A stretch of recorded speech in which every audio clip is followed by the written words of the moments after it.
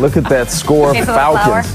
27-7. My Cowboys. Tevin Coleman. Let's talk about the Falcons instead, then. We like to give credit where credit is due, don't we, Nate? Oh, yeah. The playmakers made plays. And you look at Claiborne right here. Adrian, wild. Look at Claiborne. Wow. Ezekiel Elliott.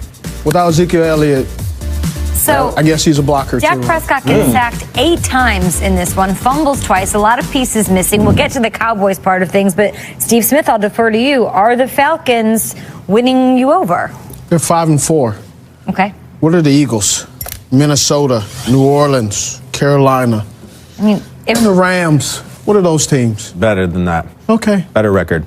I disagree. I think that was the identity. That's what I thought we were getting. That was the identity. That was the first game they showed up defensively and had some turnovers. They dominated yesterday. They had an identity. This is what they needed to do. They didn't dominate. They played a guy who was sitting on the bench, and one guy exploited them. And they had to run, and now all of a sudden, they're 4-4. Everyone was off the boat. Now they're 5-4. And guess what? They play the Seahawks on Monday night. If they win another one, now suddenly. Well, Chad Green is not playing with the Seahawks. Records aren't all that matters. Then you would have to say that the Patriots are better than the Chiefs because they have a better record. Listen, I'll take it deeper than the record. Oh, that's a nice one. I appreciate that. I'll take it deeper than the record. I'm looking at the relationship between the offensive coordinator and that offense. And that right there still is the biggest problem. Yeah, listen, Julio Jones, 6 catches for 57 yards.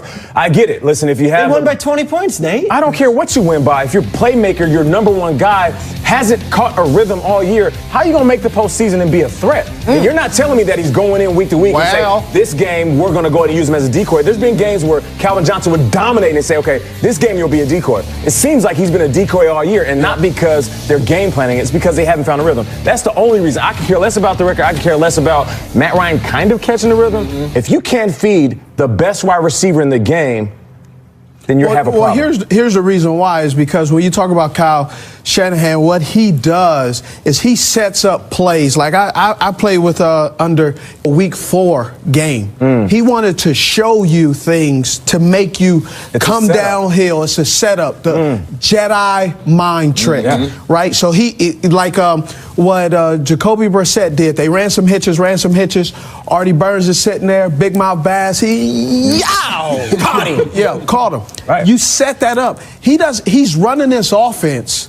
He's just running the plays. Seeing that from start. He's not setting it up long term because it's not his offense. Anytime you get an offense coordinator that is just running the offense and not his, you get performances like this. Inconsistency. What I said at the beginning of the year, man. I'm worried about the Cowboys. I am, Steve. Maybe you can relate to this. The Cowboys are good for business. I'm a desk guy. Well, the desk, though, is owned by this network. The Cowboys are good for business. My wife wants heated floors in the bathroom. The most recent thing is we're hiring an organizer at our house, $80 an hour to go into the garage and go, this should go there, this should go, $80 an hour. I need the Cowboys to win. So you know what that's called? No. Investing and passive income. I don't have a ton of that right now, Steve, but it comes from the Cowboys. They were out 2 of their 3 best players yesterday, all right? They were Tyron and Zeke, and I thought it was going to be the Russell Wilson routine. I thought Dak was going to go out and beat Russell Wilson, just enter the MVP conversation. He looked lost. The offense didn't do what it needed to do. I'm very worried about the Cowboys, especially without Zeke. This thing, how will they be without Zeke? It wasn't pretty, not pretty. How do you feel? Because you're the one that said Dak step up. I thought this was the Dak moment where he now takes everyone on his shoulders and says, hey, you know what, enough about Zeke. What about me? I do say this, though. They got the Eagles coming up this weekend. If they lose to the Eagles, and especially if it's a game like that,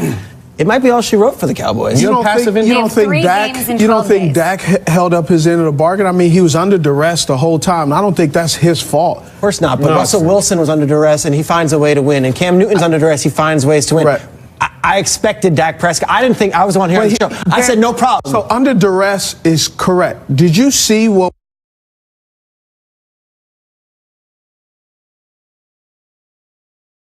was happening? He wasn't under duress. He was getting slammed, tackled, and he was under attack. So they're not doing enough to help him. Yeah, I mean, they're not. It's not doing it enough. The left tackle wasn't blocking. He did watch out.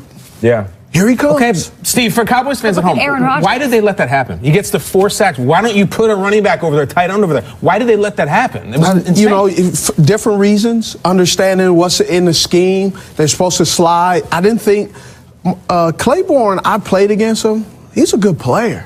But that performance, you didn't expect. You also didn't expect your backup to not play as well as you thought. He said it's on me. Right, he scored 7 points. And we're not attacking Chaz Green. He was overwhelmed. But I will say this though, I was looking forward to Scott Linehan dialing up a little bit more in the passing game because he was 20 for 30, which if you look at the numbers, that's not bad. But you lose 2 fumbles, and you get sacked 8 times, which means you're under duress and got hit more times.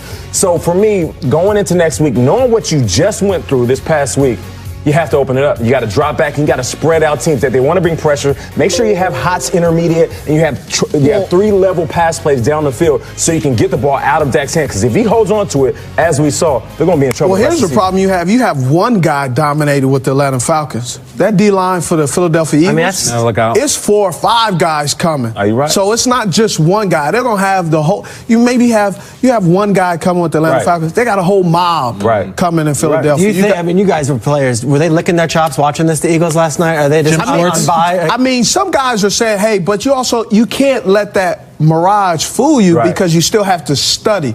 You know they're going to game plan. They're going to have some sliding protection. On that play right there where you saw, they had a slide right, so it was isolation right there because they did not think Claiborne would have that kind of day, but they made no adjustments. Right. Now, what happened on the defense, this defense is simple. They play a lot of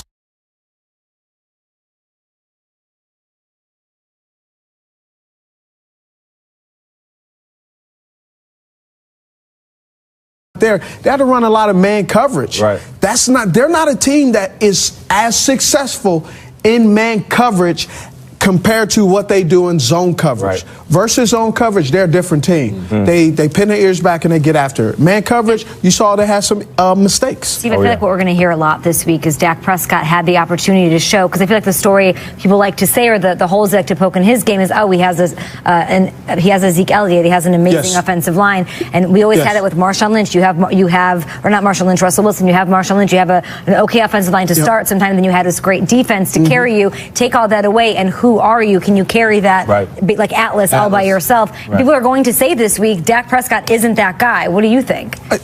I believe he is that guy. I think it used to be the Zeke Elliott and Dak, and now it's the Dak and Zeke show, because here's the thing. You got to also show me that you can put a line in front of him that can help him and make him feel comfortable. What's the hardest thing for the quarterback to do? Throw the ball on his back. When he can stand upright and sit there and make his reads. First read's not there, second, third, fourth. Hey, I can run or I can step back, go back to my first read and the scramble drill. Do what Aaron Rodgers does, is buy time with your legs. He wasn't able, he's a 5-step drop. He's getting tackled 3.5 steps into it, or 4.25 steps into a 5-step drop. And getting tackled and getting fumbled, and all of a sudden it's his fault. That's not his fault. He's still the real deal. Are they the real deal, though? They lose next week? Not right now. Take it at face value. They also play 3 games in 12 days because we, of course, know the Cowboys will play on Thanksgiving. All right, each year, the NFL and its 32 teams come together to support the members of the military as part of the NFL Salute to Service initiative. This initiative honors and supports veterans, active duty service members, and their families. And since 2011, the NFL has donated more than $17 million to its military nonprofit partners, including Pat Tillman Foundation, TAPS USO, and Wounded Warrior